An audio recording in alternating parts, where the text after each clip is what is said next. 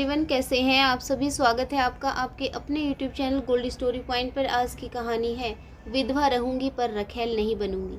जो भी चैनल पर नए आए हैं चैनल को लाइक शेयर और सब्सक्राइब ज़रूर करें। घंटी का बटन दबाकर ऑल आइकन भी ज़रूर प्रेस कर लें ताकि हमारी आने वाली कहानियों की नोटिफिकेशन आपको मिलती रहे।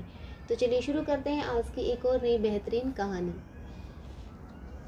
फुलवा ठीक ढंग से खिली भी ना थी कि मुरझा गई। उसे क्या पता था कि 2 साल पहले जिसने अग्नि को साक्षी मानकर जिंदगी भर साथ निभाने का वादा किया था वह इतनी जल्दी साथ छोड़ देगा। शादी के बाद फुलवा बहुत खुश थी। उसका पति रघु उसे जी जान से प्यार करता था। वह उसे खुश रखने की पूरी कोशिश करता था। वह खुद तो दिन भर हाड़ तोड़ मेहनत करता, लेकिन फुलवा पर धूप की किरण भी न पड़ने देता। मोहल्ले वाले फुलवा की एक झलक पाने के लिए तरसते थे, परंतु फुलवा की यह खुशी बहुत दिनों तक टिक न सकी। रघु खेत में काम कर रहा था, वहीं उसे जहरीले सांप ने काट लिया, जिससे उसकी मौत हो गई। बेचारी फुलवा विधवा जिंदगी जीने को मजबूर हो गई, क्योंकि रघु तोहफे के रूप में फुलवा के पास एक वारिस छोड़ गया था। रघु के घर के हालात बहुत खस्ता थे। फुलवा ने कर्ज लेकर जैसे तैसे रघु का अंतिम संस्कार किया और घरेलू खर्चे चलाने लगी, परंतु कर्ज से लिया हुआ पैसा भी जल्दी ही खत्म हो गया। अब माँ बेटे को भूख की तड़प एहसास होने लगा। भूख से बिलखते बच्चे को रोते हुए देखती तो फुलवा का कलेजा फट जाता, परंतु वह क्या करती। जिस फुलवा की एक झलक पाने के लिए मोहल्ले वाले तरसते थे, वही फुलवा अब मजदूरों के झुंड में काम करने लगी थी। गांव के मनचले लड़के छींटाकसी भी करते, लेकिन उनको नकार कर फुलवा अपने भाग्य को कोस कर रह जाती। एक दिन गांव के सरपंच ने फुलवा से कहा, बेटी, गांव के सरकारी दफ्तर में रघु के मरने पर तुम्हें 10,000 रुपये मिलेंगे।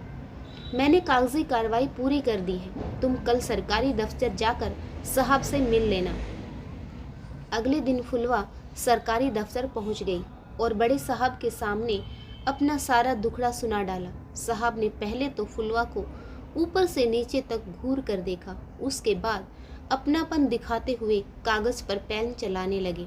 कागज पर फुलवा के हस्ताक्षर भी अंगूठे का निशान लगवाया और 1 हफ्ते बाद दोबारा मिलने को कहा। फुलवा बहुत खुश थी, मन ही मन सरपंच और सरकारी अफसर को धन्यवाद दे रही थी। 1 हफ्ते बाद फिर से फुलवा सरकारी दफ्तर पहुंची। साहब ने बहुत अदब से फुलवा को कुर्सी पर बैठने के लिए कहा। फुलवा संकुचाते हुए बोली, नहीं साहब, मैं कुर्सी पर नहीं बैठूंगी, मैं ऐसे ही ठीक हूँ। फिर अफसर जुबान में मिश्री घोल कर बोला, तुम्हें मालूम नहीं है फुलवा, अब सामाजिक न्याय की सरकार चल रही है। अब केवल गरीब ही कुर्सी पर बैठेंगे। मेरी तरफ देखो, मैं भी तुम्हारी तरह गरीब ही हूँ। संकुचाती हुई कुर्सी पर बैठी फुलवा के चेहरे पर चमक सी आ गई। वह सोच रही थी, आज तो रुपये उसे मिल ही जाएंगे।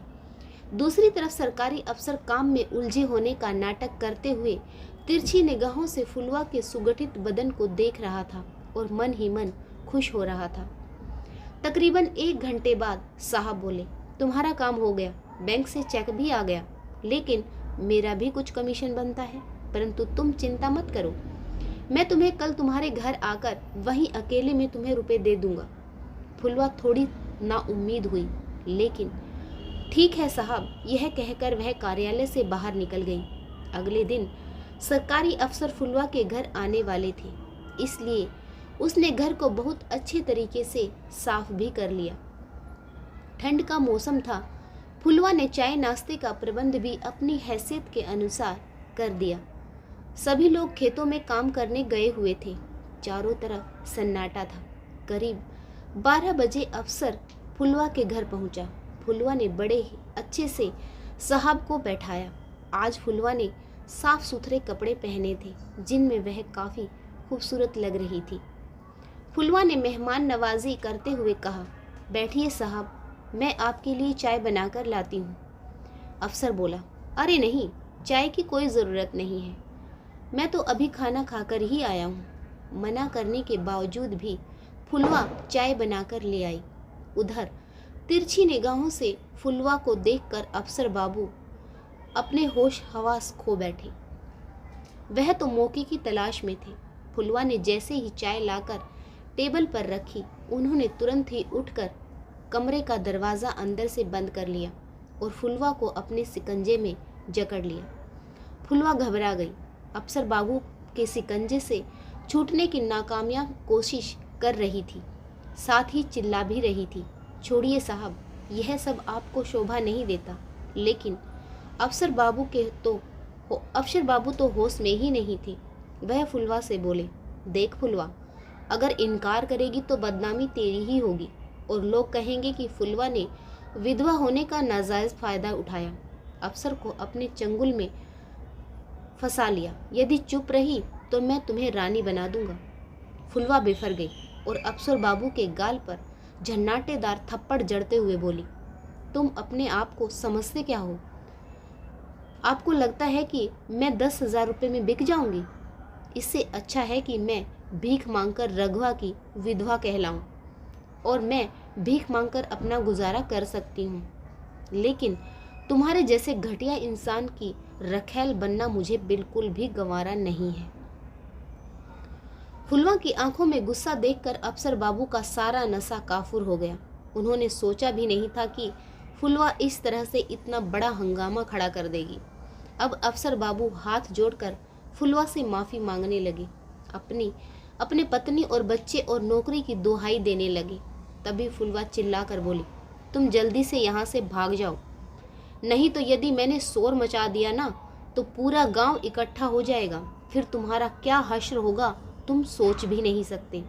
हम गरीब हैं लेकिन अपनी इज्जत का सौदा नहीं करते, मेहनत करके खाते हैं। अफसर ने इस 10,000 रुपये का चेक और अपनी जेब में जितने भी रुपए थे वह भी मेज़ पर रख दिए और वह हाथ जोड़ता हुआ वहाँ से भाग गया। आशा करती हूँ आज की कहानी आपको ज़रूर पसंद आई होगी। कहानी पढ़ने के लिए आप सभी का एक बार फिर से बहुत बहुत धन्यवाद।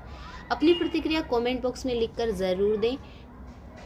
जय हिंद, वंदे मातरम, भारत माता की जय। जय जवान जय किसान।